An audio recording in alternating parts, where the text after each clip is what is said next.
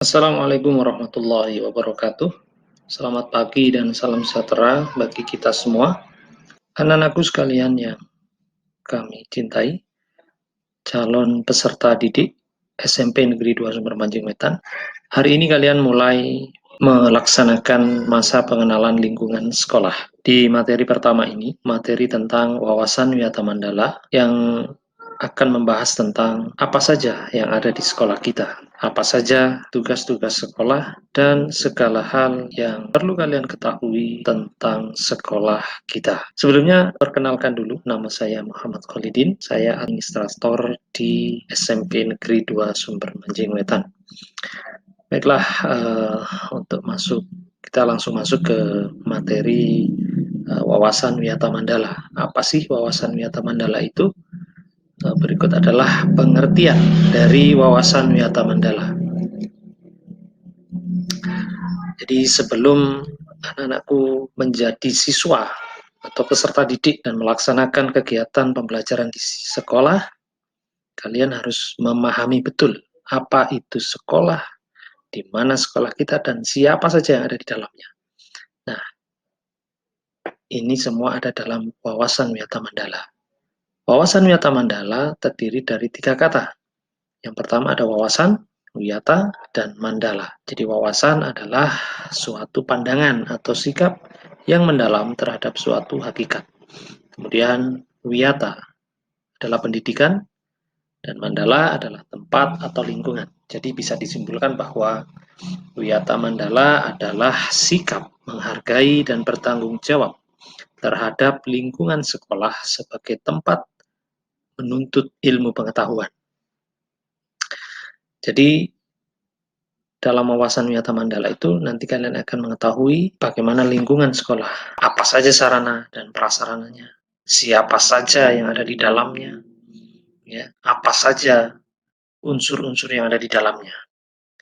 Itulah wawasan Wiyata Mandala. Baik, kemudian ada unsur-unsur Wiyata Mandala. Apa saja unsur-unsurnya? Berikut adalah unsur-unsurnya. Unsur-unsur Wiyata Mandala. Ada sekolah, merupakan lingkungan pendidikan itu sendiri, kemudian kepala sekolah, beliau yang berwenang dan bertanggung jawab penuh terhadap semua kegiatan yang ada di sekolah, pemimpinnya di sekolah, guru dan orang tua. Harus ada hubungan yang serasi dan kolaboratif antara guru dan orang tua dalam mendampingi siswa, terutama pada masa seperti ini. Pembelajaran lebih banyak di rumah, pembelajaran melalui daring, sehingga siswa harus berada di rumah untuk melaksanakan pembelajaran bersama guru. Dan peran orang tua di sini sangatlah penting untuk mendampingi anak-anak. Mudah-mudahan ini juga disaksikan, juga didengarkan oleh orang tua ataupun wali. Kita dampingi anak-anak kita. Kita berkomunikasi dengan guru, dengan sekolah, untuk mendampingi anak-anak, untuk mengantarkan anak-anak, sehingga berkembang potensi anak-anak itu ke dalam hal-hal yang positif. Kita tahu sendiri, kalau pembelajaran menggunakan daring itu, tentunya anak-anak harus mengakses internet. Nah, di internet itu informasi berbagai macam. Ada yang positif dan ada yang negatif. Kita dampingi anak-anak kita. Kalau di sekolah, tentunya Bapak Ibu Guru juga akan terus menanamkan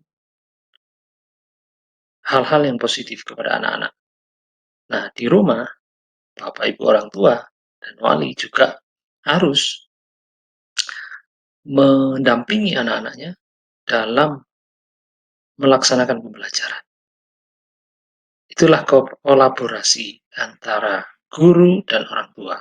Harus ada sinergitas yang baik, sehingga anak-anak bisa melaksanakan pembelajaran dengan baik. Kemudian komponen atau unsur yang berikutnya adalah warga sekolah. Warga sekolah itu yang mulai warga yang ada di dalam dan yang di luar sekolah. Kemudian masyarakat sekitar. Masyarakat sekitar adalah lingkungan yang ada di sekolah itu.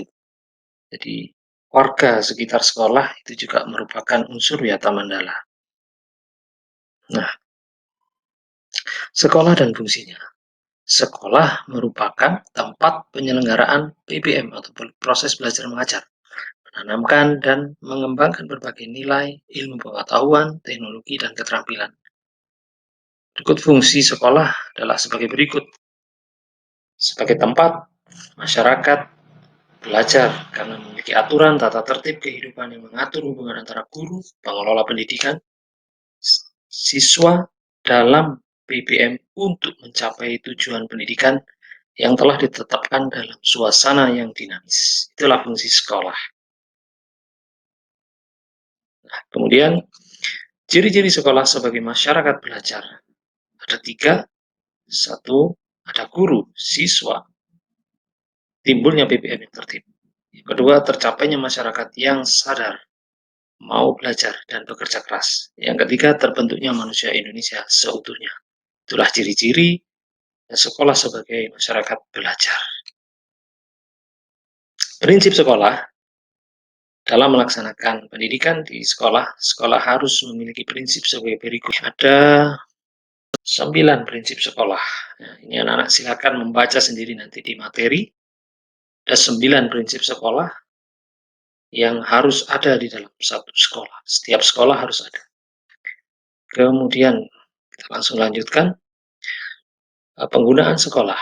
Penggunaan sekolah sebagai suatu lembaga pendidikan yang diperuntukkan sebagai tempat proses kegiatan belajar mengajar.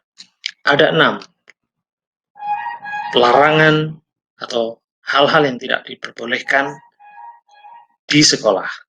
Ada 6 ini ya. Mulai dari ajang promosi tidak boleh, atau penjualan produk-produk yang tidak berhubungan dengan pendidikan tidak boleh. Sekolah merupakan lingkungan bebas rokok ya. Penyebaran aliran sesat, propaganda politik atau kampanye tidak boleh. Kemudian melakukan syuting film tanpa seizin pemerintah daerah.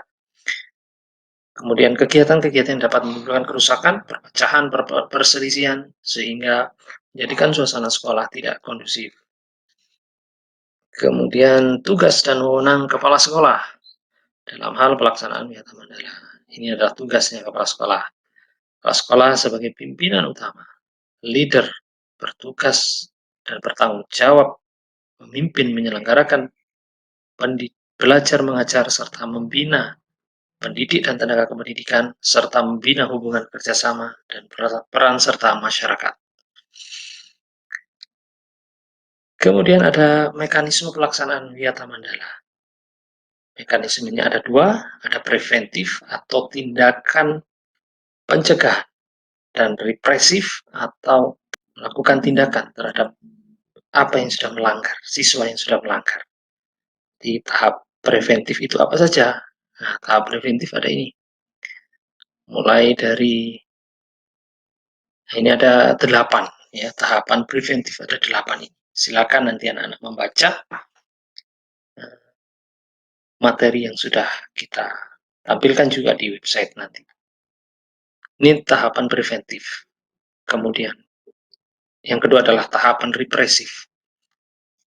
Jadi kalau sudah ada pelanggaran, kalau ada sudah yang melanggar, kita harus melakukan tahap-tahap represif. Dan tentunya 2 tahapan ini adalah tahapan yang harus saling berjalan bersama. Dan tentunya preventif ini lebih diutamakan. Kita mencegah untuk hal-hal yang tidak diinginkan.